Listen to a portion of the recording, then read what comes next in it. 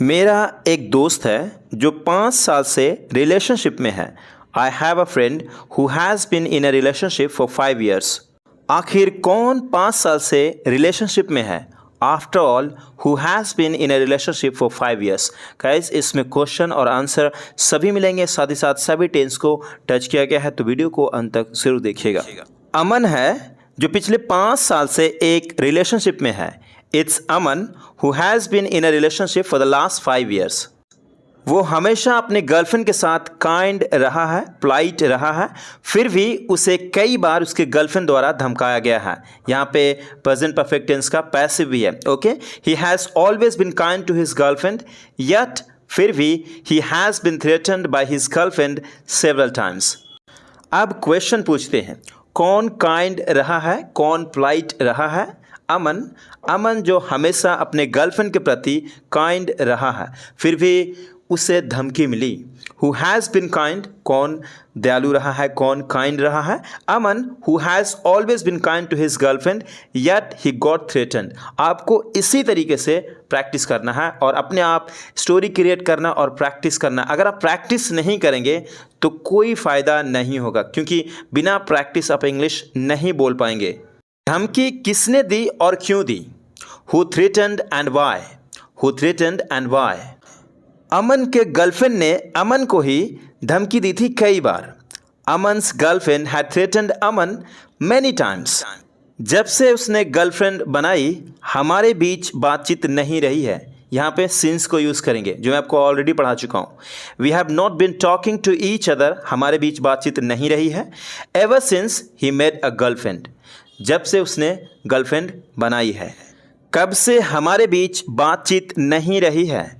Since when haven't we talk to each other.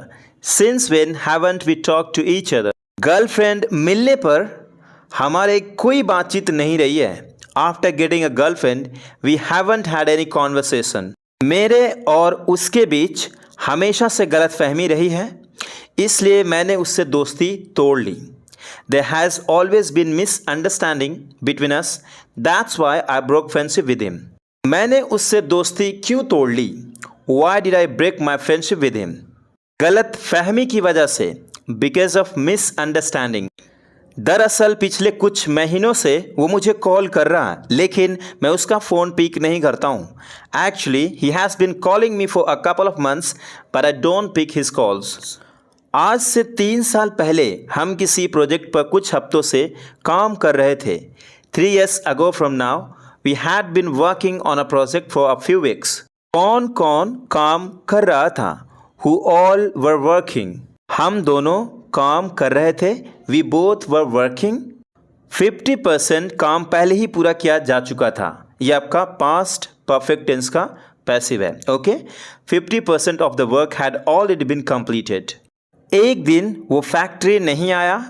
One day he didn't come to the factory. मैं सुबह से उसका wait कर रहा था। I had been waiting for him since morning.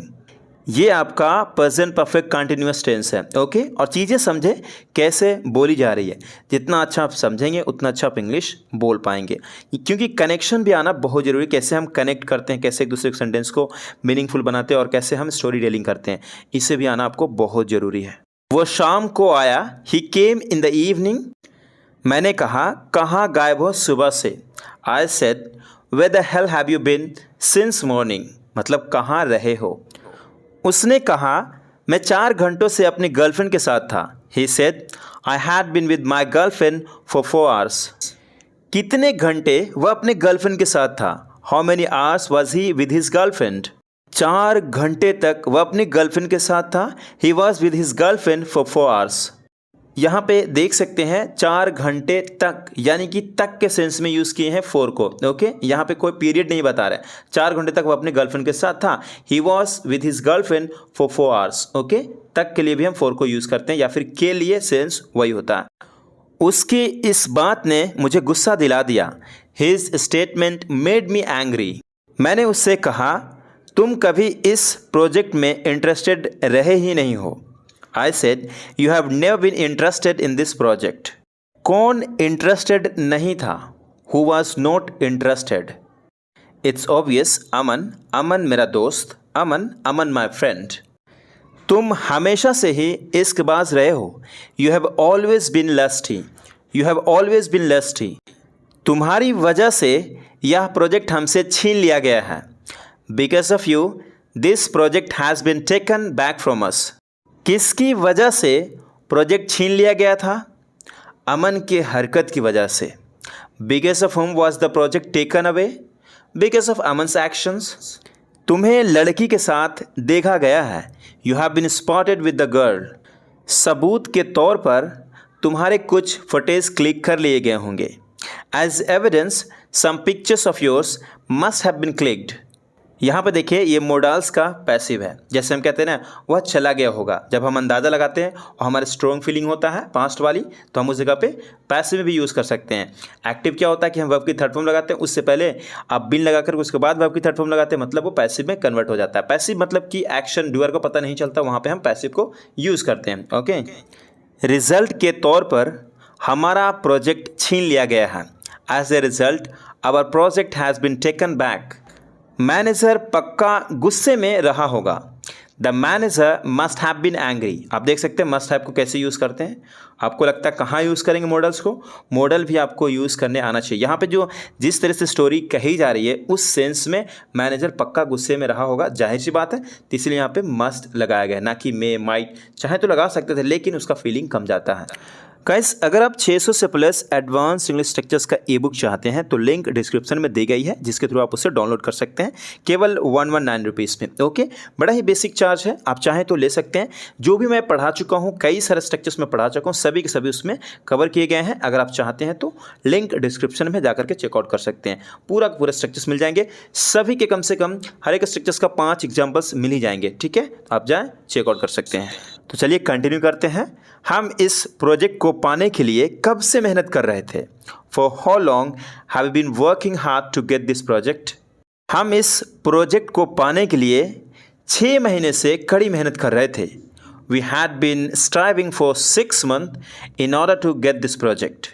सब व्यर्थ चला गया तुम्हारे लड़कीबाजी के चक्कर में। Everything went to waste because of your flirting with girls. मुझसे बेइज्जत होकर वो वहाँ से चला गया और कभी मुझे एक फ़ोन तक नहीं किया। Having been humiliated by me, he went away from there and never made me even a call.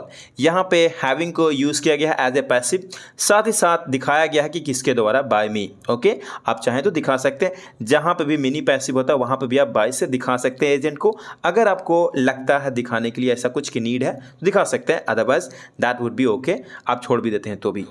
अगर हमारा प्रोजेक्ट पूरा हो गया होता तो हम नए प्रोजेक्ट पाने के लिए कोशिश कर रहे होते। ये आपका कंडीशनल थर्ड है लेकिन पैसिव में है। ओके, हम पछता रहे हैं, राइट।